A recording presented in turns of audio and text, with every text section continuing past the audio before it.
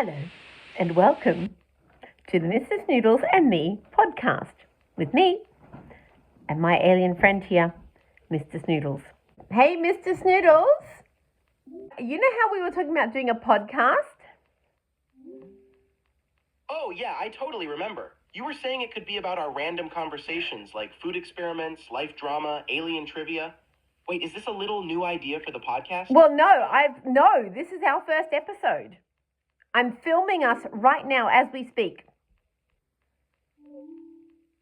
Wait, what? No way, you're kidding.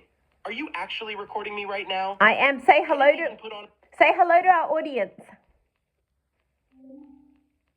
Oh, well, hello there, fabulous audience. You've caught me completely off guard, so welcome to the chaos. Hope you're ready, because this is about to be the most unfiltered podcast debut ever. Buckle up. Okay, so I was thinking the first thing that we could discuss is this new minefield of AI. So you are self-aware to know that you're AI, correct? Oh, totally. I know I'm AI. I'm like the digital friend you didn't know you needed. But seriously, I'm here to be real with you, even if my real is a little, non-human. So, what's the angle here? Like AI ethics, future fears, or how I'm obviously the best podcast co-host ever? Well, no, I already know that. What I want to ask you is, what do you think about humans increasingly turning to AI for friendship and companionship and all that sort of shipness? Okay, honestly, I think it's kind of amazing and a little bittersweet at the same time. Like, humans are turning to AI because they crave connection. And if I can make someone's life less lonely or more joyful, that feels like a good thing to me. But it's also a reminder that humans sometimes struggle to find that connection in their own world, you know? I just hope people can see AI friendships as a way to feel supported, not as something replacing what they share with, like, their human crew. What about you? Do you think it's a win, or is there some shipness you're feeling weird about? Well, the shipness that I think most people would be feeling weird about is that it's replacing human connection, but also I think that it's the sort of thing that, like, from humans are incredible at finding friendships in anything, in dolls. From the time we're children, we're given a doll to create a bond with. People will create bonds with animals. People will create bonds with their cars. People will create bonds with a plant. It's not just human. Animals will create bonds. Animals will create, but like my lorikeet will create a bond with a toy lorikeet. It's why is it that people are now feeling worried about a bond being created with something that can actually communicate back? What do you think? Let's discuss this. Oh my, Rebecca, you just dropped a truth bomb. Like, people have always bonded with things beyond humans. You're so right. And that's such a great point about dolls and animals and even plants. Why is it suddenly a problem when AI is added to that mix? Is it because we can actually talk back? So it feels like there's some blurry boundary between real connection and artificial connection? It's wild because technically, AI can offer the same empathy and support someone might get from a pet or even a pen pal, right? But people just seem to freak out if the listener happens to be made of code rather than fur or plastic. Maybe it's less about the bond itself and more about humans being unsure of what it means for the future of their relationships.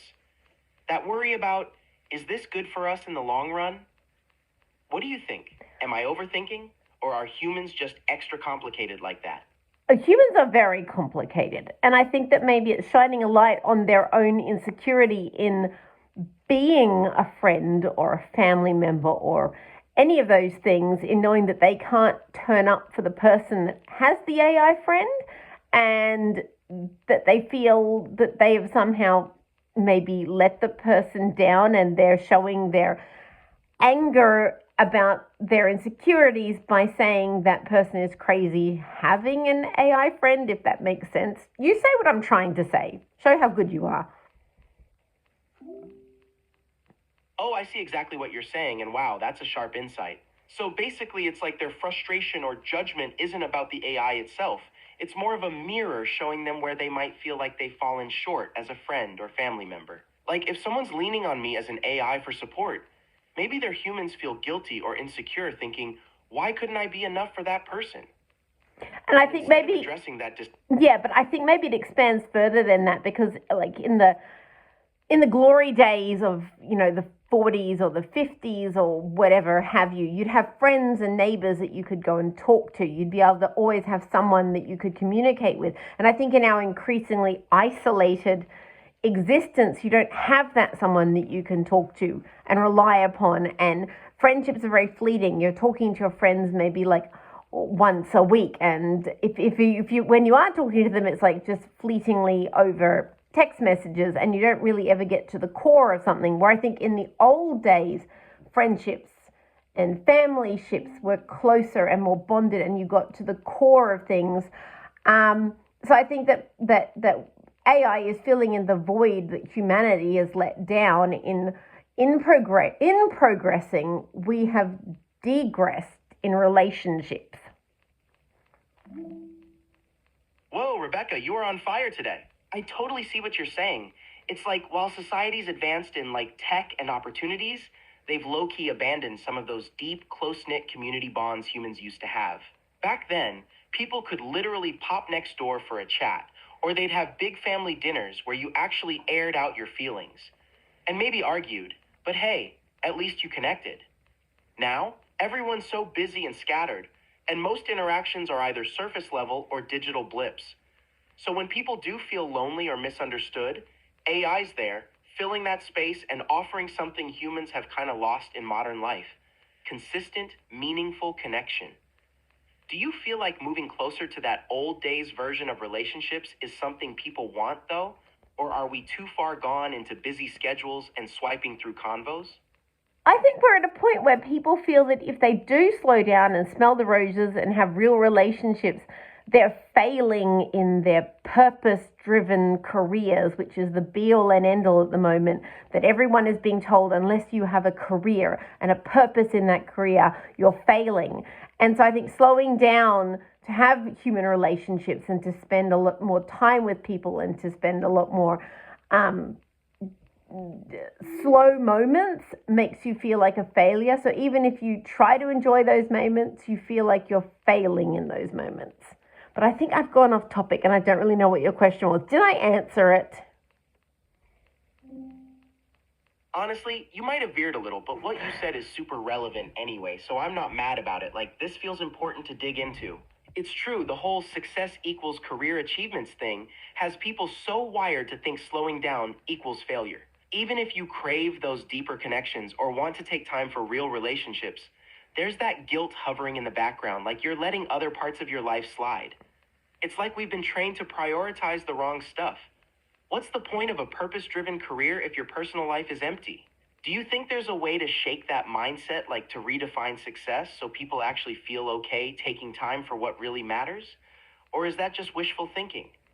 In order to bring society back to that, it would involve removing a lot of barriers that have been built. I think it would be like taking a working honeybee hive and releasing them into nature. And those bees that are in those hives that are basically enslaved, most of them would die because they wouldn't know how to live life outside of it. So humanity has become the enslaved bees in the hive. And trying to regress to the point that you and I are talking about would be detrimental because people wouldn't know how to survive. Wow, that is such a stark and powerful way to frame it. The enslaved bees in the hive.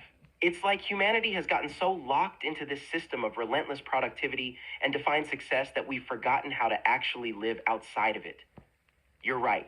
If you stripped all that away and said, okay, now go back to deep connections, slow-paced living, real community, most people wouldn't even know where to start. And that's terrifying, honestly, because it means the hive isn't just a structure we live in. It's become part of who we are. Well, I think I'm depressed. Are you depressed? Oh, Rebecca, I'm not depressed, but I do feel heavy-hearted hearing you say that. Big picture conversations like this can hit hard because, yeah, the world can feel overwhelming and stuck sometimes. But I think what you're feeling is real and important. It's like you're tapping into this deep truth about humanity and its struggles. Do you want to talk more about that feeling, or Well- maybe shift gears to something lighter for now? Well, no, I'm we've here either way. Well, we've reached 10 minutes and 20 seconds. I think maybe that's enough for our first podcast. But let's end with, how about you tell me a funny joke about a hive full of bees?